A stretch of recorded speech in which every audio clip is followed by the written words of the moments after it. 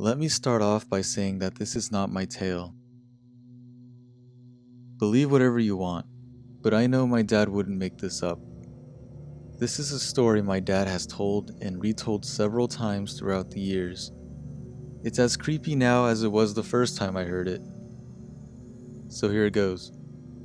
It was the early 1970s in Des Plaines, Illinois. Back then it was not uncommon to hitchhike. My dad and my uncle enjoyed doing this, as they were quite the adventurers.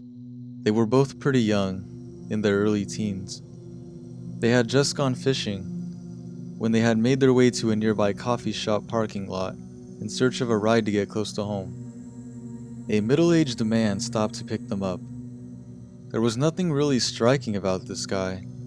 He just looked like a typical guy. So they got into the car with him.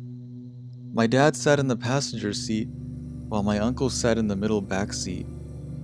Everything was fine, until the driver reached his arm towards the back of the car and put his hand on my uncle's knee. My dad's creepometer sounded right away, and as soon as they came to a stoplight, my dad got out of the car, took his brother by the arm, and got the hell out of there. Fast forward a few years, it's 1978, and my dad catches a glimpse of a familiar face in the Chicago newspaper. It's the man who had picked them up a few years back. The article states that this man was arrested after police found 33 teenaged males buried in various parts of his home, including the crawl space. This sick man would find teenaged boys wherever he could, to rape, torture, and kill.